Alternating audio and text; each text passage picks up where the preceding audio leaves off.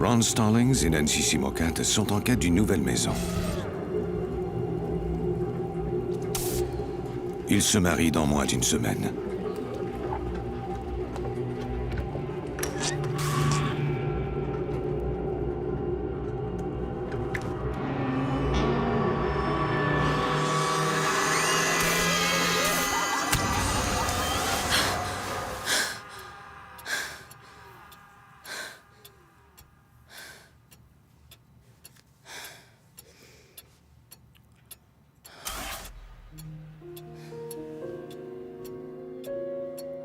Ce mariage qui approche rapidement n'est pas sans jouer sur les nerfs de Nancy, qui fait beaucoup de cauchemars la nuit.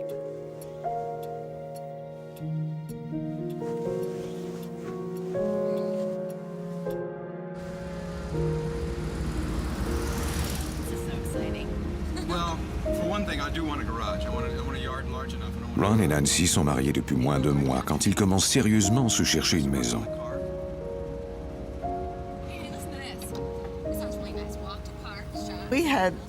Le jour où l'on s'est mariés, on s'est retrouvés avec 6 enfants. Certains étaient à lui, d'autres à moi. On les avait eus lors de mariages précédents.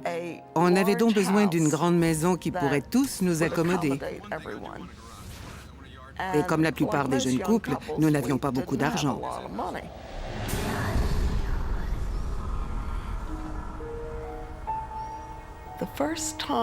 La première fois que j'ai vu la maison, je me suis dit que c'était une excellente affaire.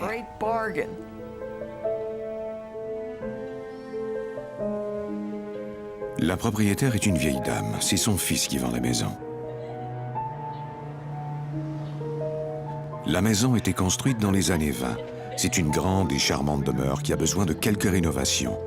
Elle ne ressemble en rien à celle des cauchemars de Nancy. Et de façon étonnante, le prix demandé est nettement inférieur au montant que s'étaient fixés les Stallings. La maison est inhabitée depuis 1 an. Elle doit être repeinte et a besoin de quelques réparations. Mais pour Ron et Nancy, elle est parfaite.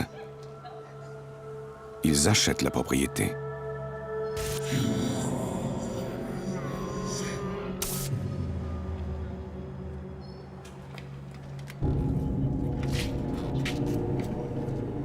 Toutefois, juste avant de partir,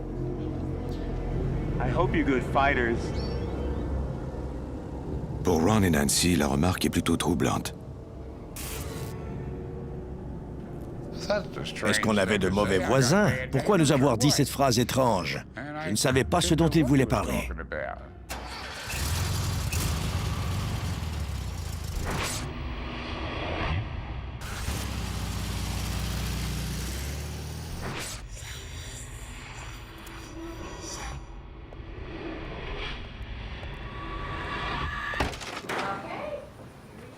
Moins de 2 mois plus tard, la famille emménage.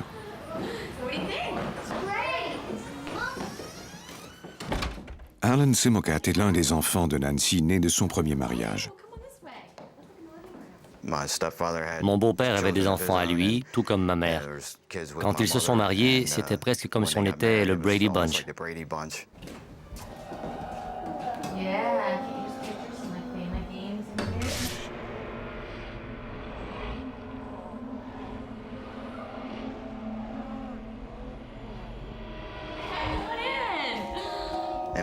C'était très grand, plus grand que ce à quoi j'étais habitué.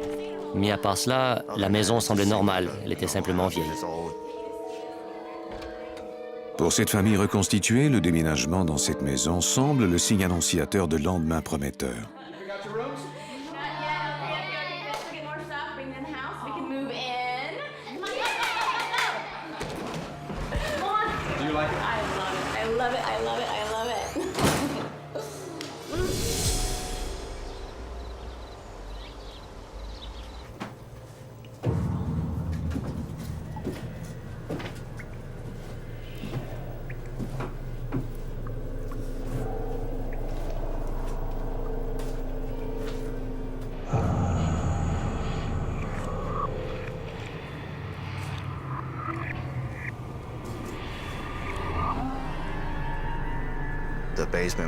Le sous-sol était inquiétant et il me donnait la chair de poule.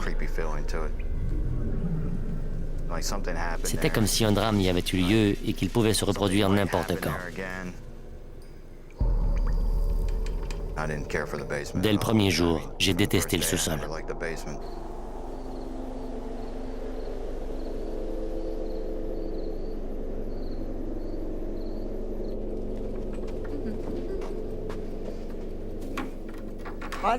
J'ai décidé d'ouvrir quelques fenêtres. J'ai d'abord cru qu'elles étaient collées avec de la peinture, parce que je n'arrivais pas à les ouvrir.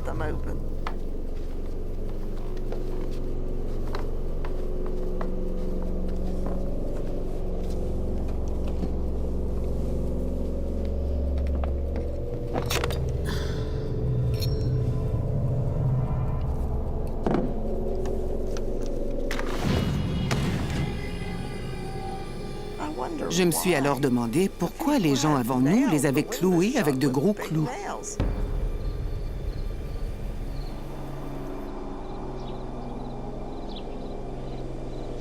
Il devient bientôt évident que quelque chose ne tourne pas rond dans cette maison.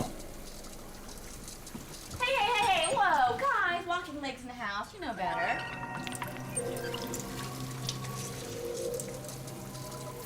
Les robinets s'ouvraient et se fermaient tout seuls. De quelle façon, je n'en avais aucune idée. Mais je me disais que c'était sans doute parce que c'était une vieille maison.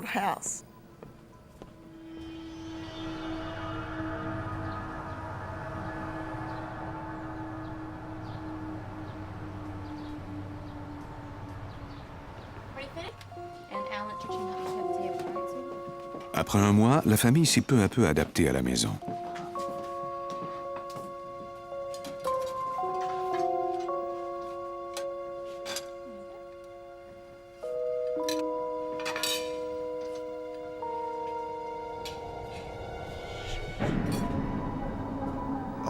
Tout à coup, la vaisselle s'est mise à bouger. Pas seulement deux assiettes qui tombent l'une sur l'autre dans les gouttoirs à vaisselle, c'est tous les gouttoirs qui se déplaçaient sur le comptoir. On s'est regardé en se demandant si on avait bien vu ce qui venait de se passer. Pour ne pas effrayer les autres, Nancy se garde bien de parler de ce qui vient d'arriver. Mais son fils, lui, ne pense qu'à ça. J'étais complètement renversé et je n'en reviens toujours pas. L'été cède sa place à l'automne. Les jours raccourcissent et les nuits, elles, s'allongent. Alan et son jeune frère partagent la même chambre à coucher.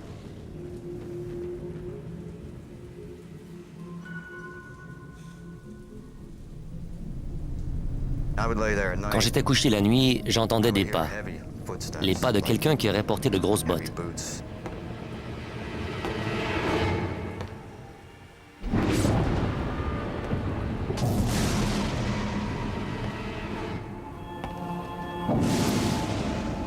Je l'entendais monter l'escalier.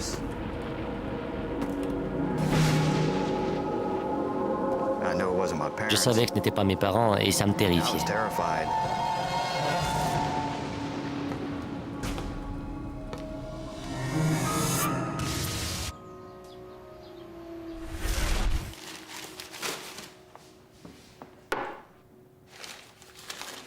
Quelques semaines s'écoulent sans incident et les inquiétudes de Nancy disparaissent peu à peu. Les amis et parents de Ron et Nancy viennent leur rendre visite, heureux qu'ils aient déniché une si bonne affaire. Mon cousin Bill, qui était avocat, nous a rendu visite.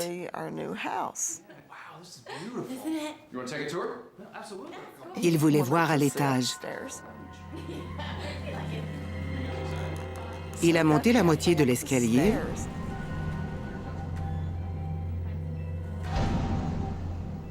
Puis, il a affiché une expression très bizarre.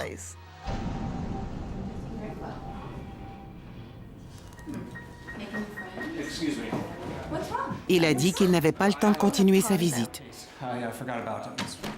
Je lui ai demandé pourquoi il était si pressé. Il m'a dit qu'il devait absolument aller au palais de justice. Bill leur expliquera plus tard qu'il a été pris d'une terreur soudaine. Il ne reviendra pas avant plusieurs mois.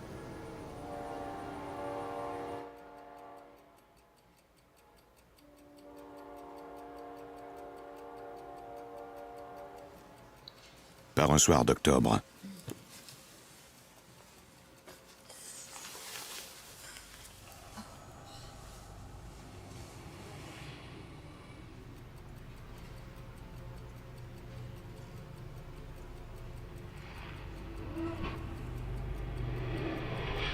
Nancy a l'impression très nette que quelqu'un la regarde.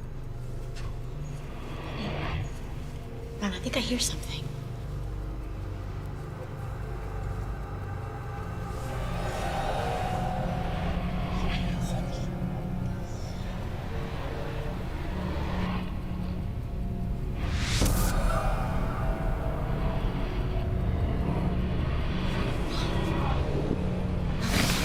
Look, that. What do you see over there? What do you see over there?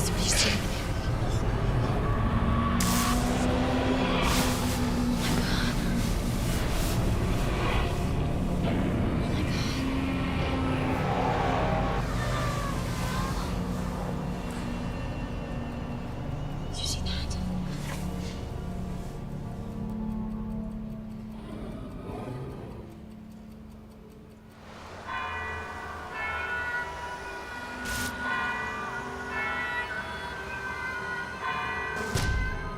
Dans l'espoir de trouver un sens à tous ces phénomènes inexplicables, Ron décide d'en parler à son oncle. Mon oncle était prêtre. Il savait beaucoup de choses à ce sujet. Je lui ai tout raconté. Mais j'ai bien vu qu'il ne me croyait pas.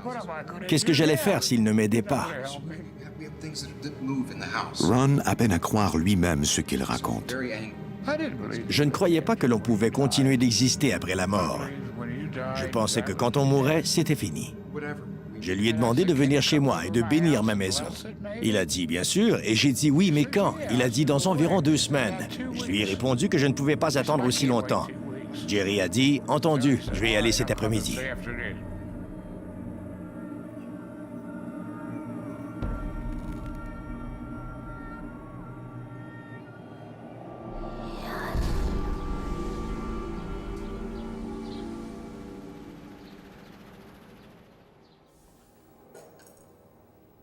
And Alan?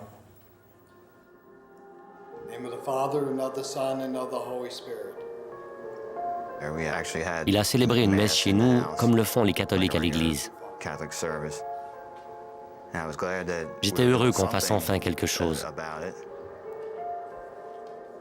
Le prêtre bénit ensuite la maison, pièce par pièce.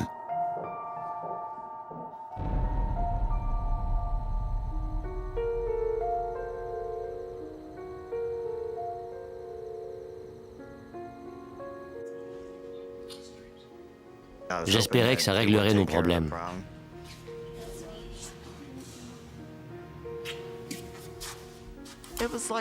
Il y avait encore un gros point d'interrogation. Est-ce que cela allait fonctionner?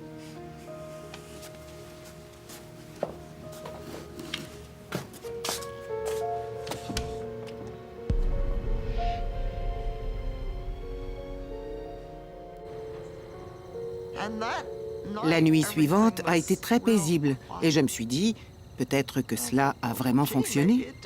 Peut-être avons-nous fait la bonne chose. Mais la vengeance n'a pas tardé à venir.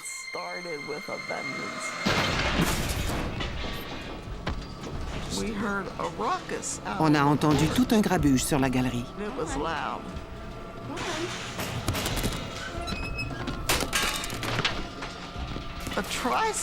Un tricycle avançait et il reculait tout seul.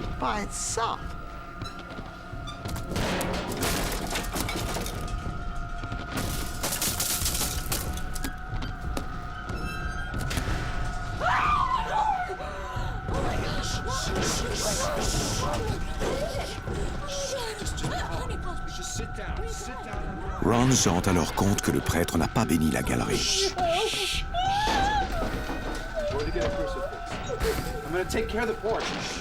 Je ne savais pas ce qui arrivait. J'ai pris le crucifix en me disant que cela réglerait la situation.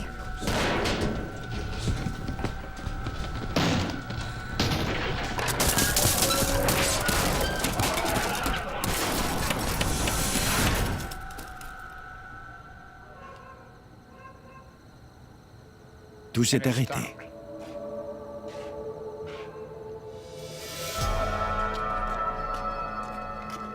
Terrifiés, les membres de la famille quittent la maison.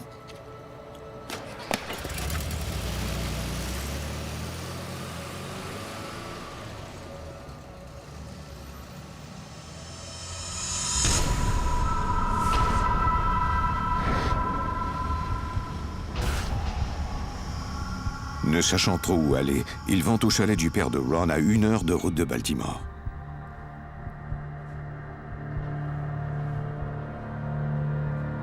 Le chalet, qui ne compte qu'une seule pièce, est cependant trop petit pour accommoder une aussi grosse famille. Il se trouve trop loin de l'école des enfants et du lieu de travail de Ron. Celui-ci sait bien qu'ils ne pourront pas rester là très longtemps.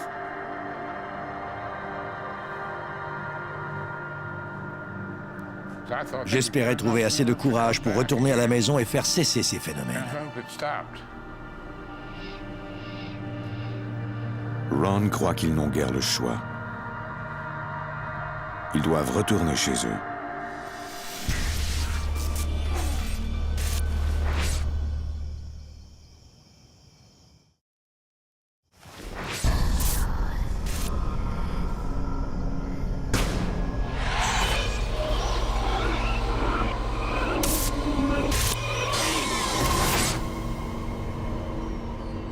À cause de leurs moyens financiers limités, les Stallings ne peuvent quitter la maison.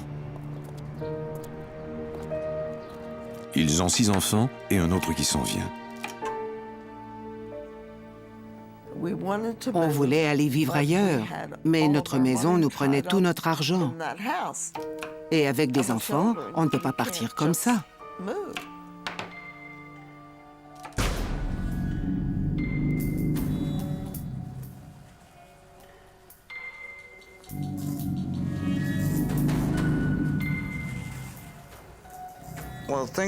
Ça semblait suivre un cycle.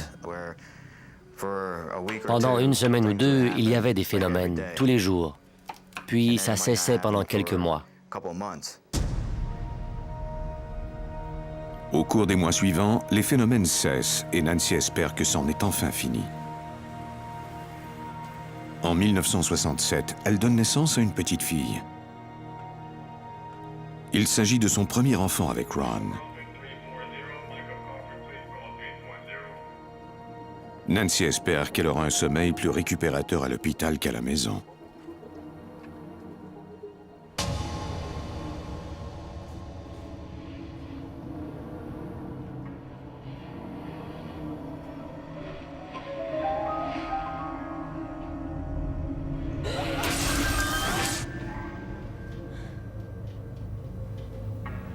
L'atmosphère dans la chambre a changé.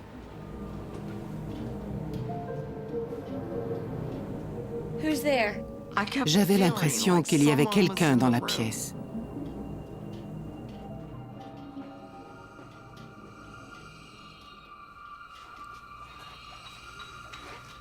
Who's there?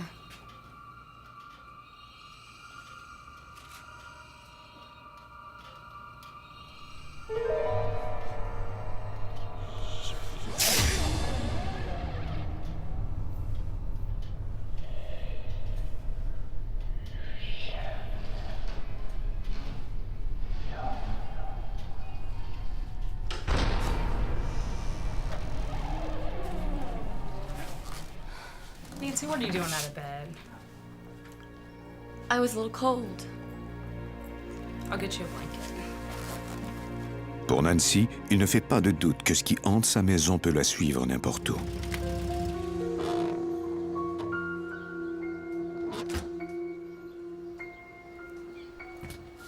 Le lendemain matin, je devais rentrer à la maison. Et j'étais à bout de nerfs. Je m'attendais à tout moment à ce qu'il arrive quelque chose d'affreux. Hey, kids! How are you? Yeah, Julie's sister. Who's your new sister? Let's go inside. Maybe you can hold her.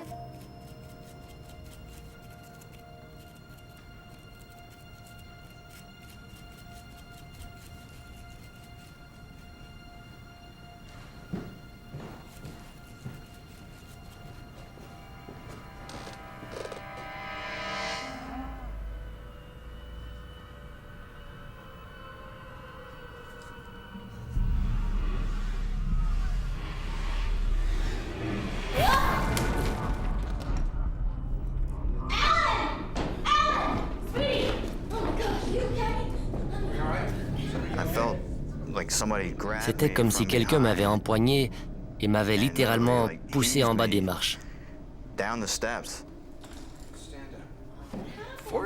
Heureusement, il s'en est tiré avec seulement quelques égratignures.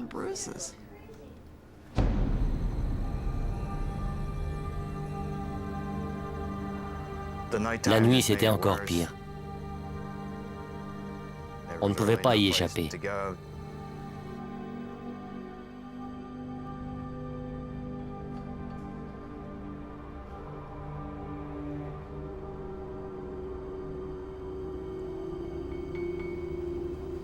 Si je me réveillais en pleine nuit, que je devais aller à la salle de bain ou simplement me lever, j'étais terrorisé.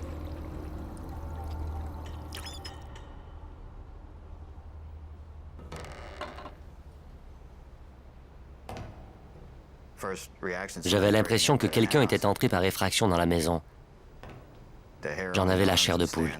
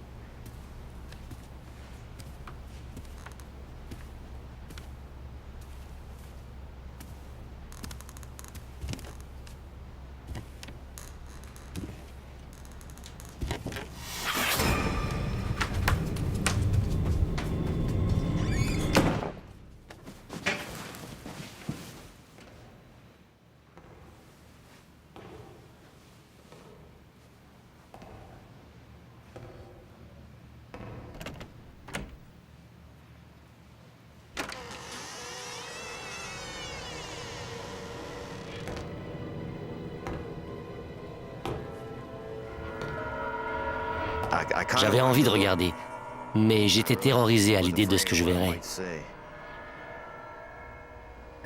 Finalement, j'ai eu assez de courage pour jeter un coup d'œil rapide.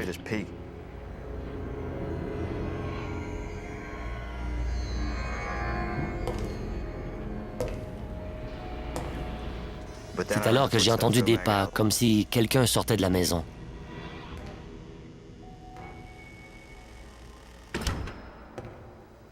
J'étais effrayé.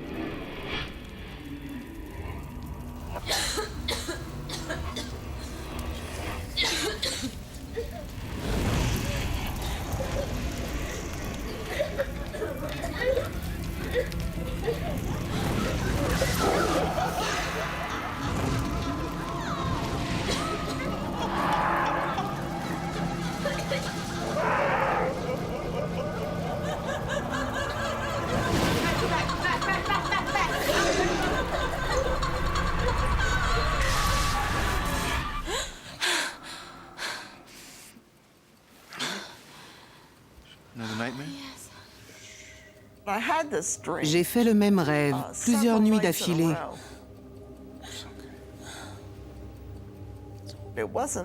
Ce n'était pas un rêve comme les autres, mais plutôt une sorte d'expérience extrasensorielle. La troisième fois que j'ai fait ce rêve, j'ai senti une odeur de gaz dans la maison.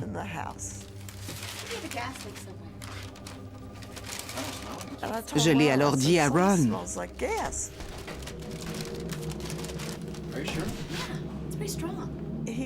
Il a vérifié et m'a dit que tout semblait normal. Pour ne pas courir de risques inutiles, Nancy appelle son fournisseur de gaz. Ils ont dit qu'ils venaient tout de suite. En attendant, je devais ouvrir toutes les fenêtres.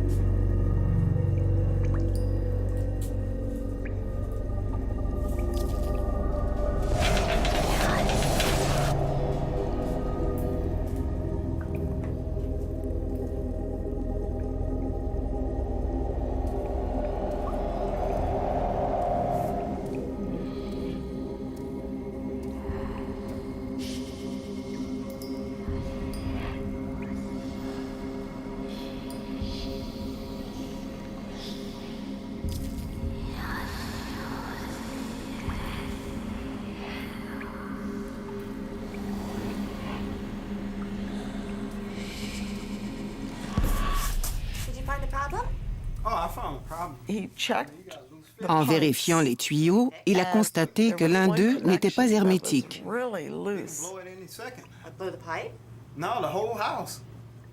La fuite était si importante que la maison aurait pu se transformer en bombe.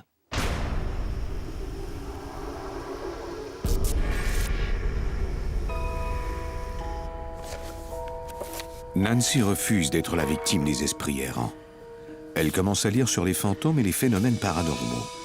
Un livre en particulier l'intéresse. C'est l'ouvrage d'un certain Hans Holzer, un expert autrichien. Dans ce livre, il expliquait comment se débarrasser des fantômes. Et il donnait une adresse où l'on pouvait le contacter. Nancy lui écrit.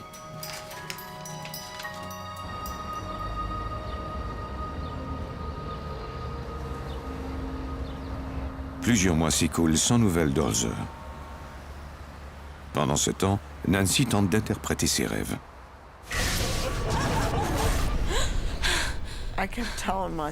J'essayais de me convaincre que nos vies n'étaient pas en jeu, que l'esprit avait simplement tenté de nous avertir que l'installateur de notre chaudière avait mal posé un tuyau.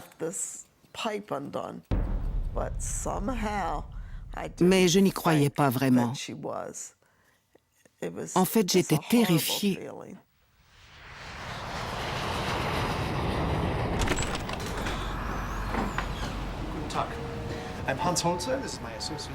Finalement, Hans Holzer arrive accompagné d'une médium.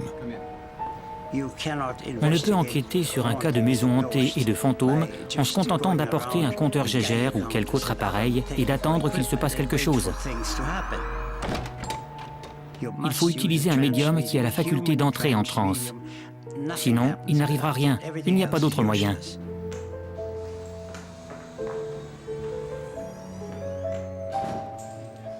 Le médium permet aux esprits de communiquer avec les humains à travers lui. Holzer travaille avec la même femme depuis plusieurs années. J'étais curieux de voir s'ils arriveraient à quelque chose, parce que la bénédiction n'avait rien donné. Holzer est convaincu que son assistante et lui pourront entrer en contact avec les esprits qui hantent la maison des Stallings. Mais comme il ignore qui sont ces esprits, il ne sait pas s'il parviendra à les chasser.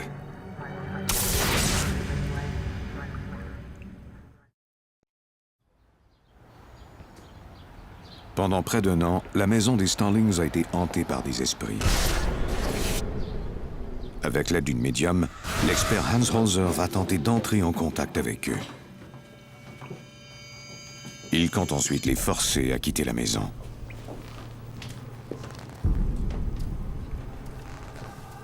La médium sent la présence d'un esprit surnaturel.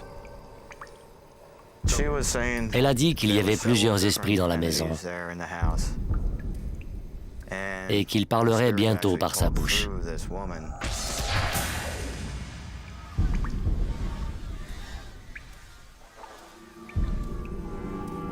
C'est un phénomène qui s'appelle la dissociation de la personnalité. Le médium a la faculté de sortir temporairement de son corps et de laisser quelqu'un d'autre s'y introduire.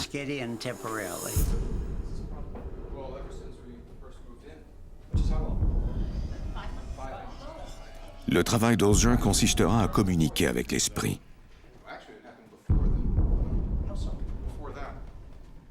La médium décèle la présence simultanée de plusieurs énergies mystérieuses.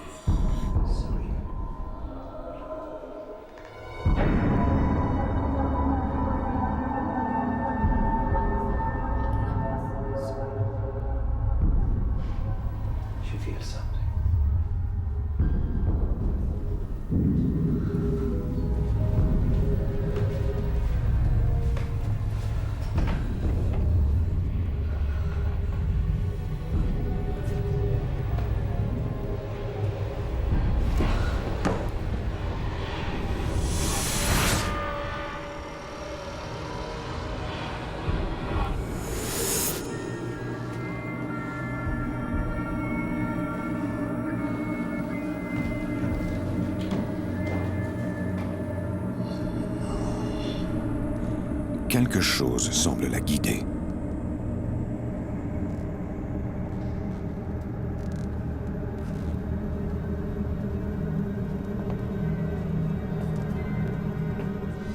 Quand elle sort de sa transe, elle mentionne le nom de Louis Fontenot. Ce nom ne rappelle rien à Ron et à Nancy. Elle lui a demandé pourquoi il était là et il a dit qu'il attendait la livraison d'approvisionnement par le navire Constellation au port de Baltimore. Ses hommes et lui étaient là pour assurer la protection de la ville. Ce territoire avait connu la guerre de sécession, juste sur la limite entre le nord et le sud. Cela avait laissé beaucoup de colère chez les gens de la région. Holzer croit que leur fantôme est un soldat de la guerre civile.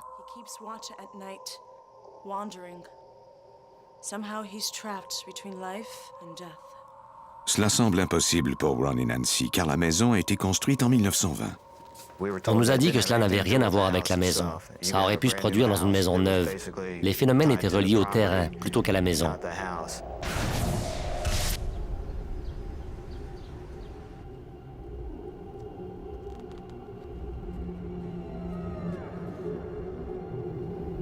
Ils vivent sur ce terrain et ne voient pas la maison.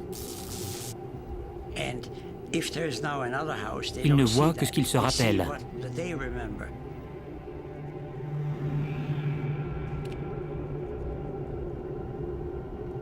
Soudainement, la médium décèle une autre présence.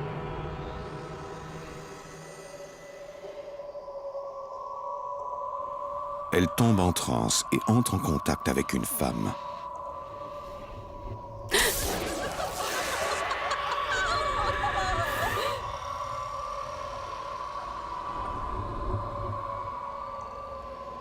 Celle-ci est en colère. L'assistante apprend son nom. Kittinger. Elle a demandé à cette femme « Pourquoi faites-vous cela à ces gens ?» Elle a répondu « Ce sont mes serviteurs et ils sont insolents, ils ne font jamais ce que je leur demande. » Elle se croyait toujours propriétaire de cette maison. Le problème avec les esprits, c'est qu'ils ne savent pas qui ils sont. Ils meurent et ne savent même pas qu'ils sont morts. Ils ignorent ce qui leur est arrivé et ils sont confus.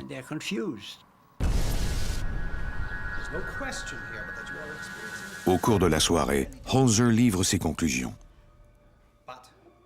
Il croit que Nancy est une voyante et que ses cauchemars ne sont pas des rêves, mais plutôt des communications qui lui proviennent d'outre-tombe. Le problème dans cette affaire, c'est que Nancy était médium. Et aussi longtemps qu'un médium vivrait là, les esprits y puiseraient leur énergie et resteraient. Il y avait des forces contraires dans la maison. L'une était néfaste et l'autre bénéfique. Nancy croit que Louis Fontenot, le soldat de la guerre civile, protège la famille de l'esprit mauvais de la vieille femme.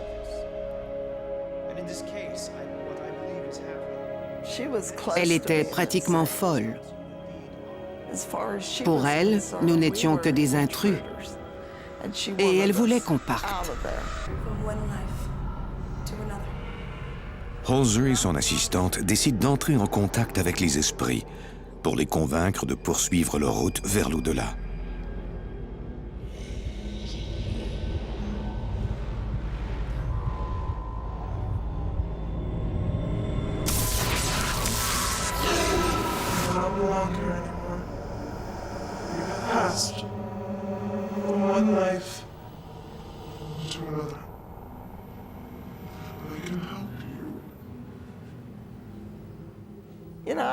Je ne savais plus que penser.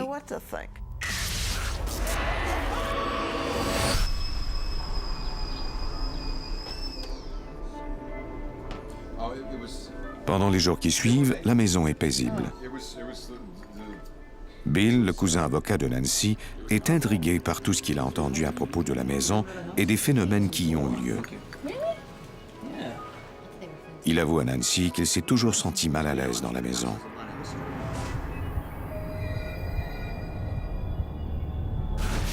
Il voulait vérifier si les noms mentionnés par la médium existaient réellement et s'assurer que cette histoire n'avait pas été inventée de toutes pièces.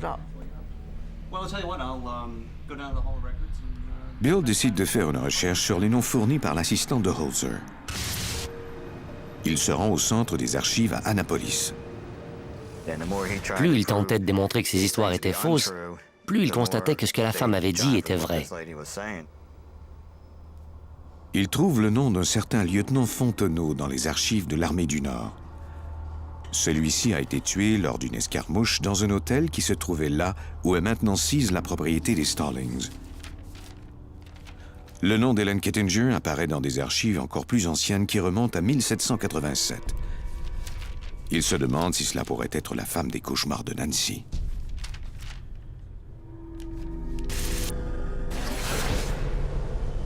Bill découvre qu'une autre maison a été bâtie sur le même site que la propriété des Stallings.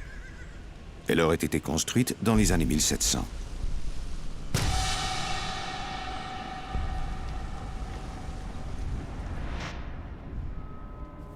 En fouillant dans les relevés de taxes, les actes notariés, ainsi qu'en examinant d'anciennes cartes géographiques, Bill remarque quelque chose d'inquiétant qui a échappé à la médium.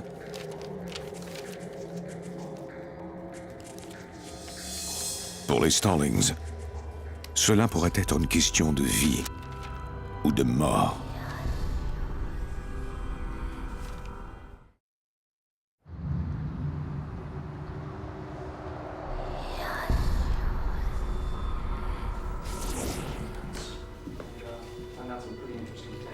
Like what? Bill revient du centre des archives après avoir fait une découverte troublante. Apparemment, toutes les familles qui ont vécu sur ce terrain ont compté au moins un mort parmi leurs membres avant qu'elles ne déménagent ailleurs. Each owner? Each one. Yeah, for the history of the property.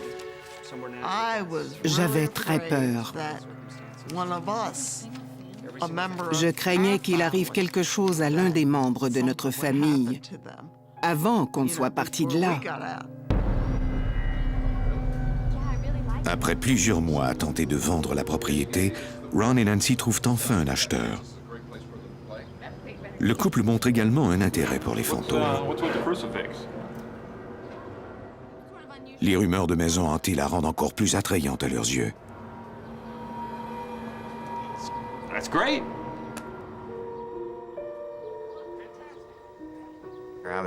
J'étais si soulagé à l'idée que nous partions de cette maison que je n'en pouvais plus d'attendre. Je priais pour que rien ne nous arrive avant notre départ.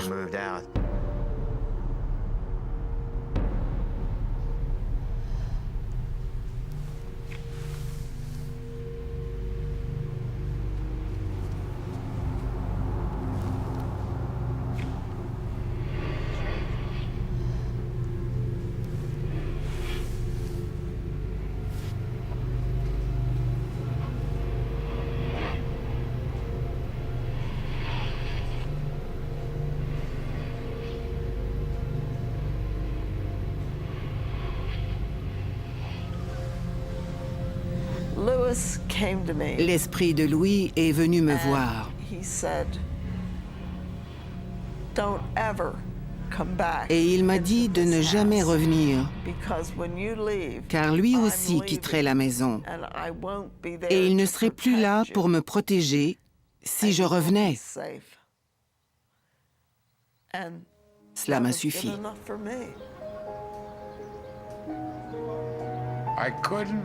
Je n'aurais pas pu être plus heureux que ce jour-là. Le sentiment que j'avais d'être enfin libre était merveilleux. Les Stallings trépignent d'impatience. Ils partent avant même que les déménageurs aient fini de prendre leurs meubles.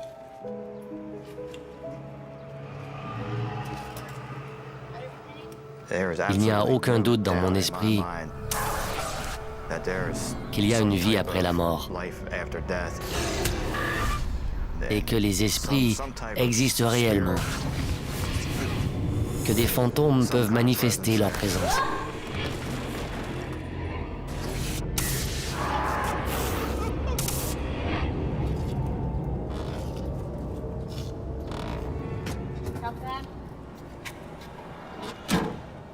Juste avant son départ, Nancy se rappelle avoir laissé quelque chose dans sa chambre à coucher. take a second. I'll be right back.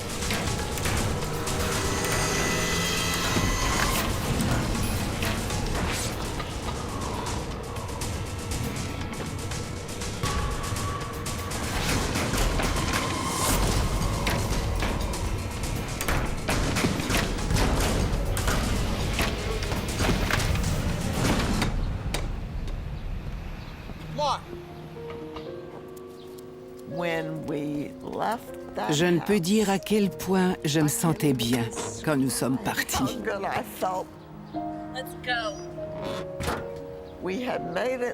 Après avoir vécu cette expérience traumatisante, nous aurions enfin le droit de mener une vie normale.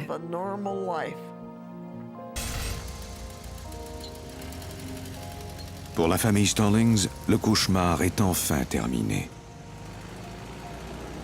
Mais quel sort attend les nouveaux propriétaires? Même Hans Holzer ne peut dire avec certitude si les phénomènes vont cesser un jour.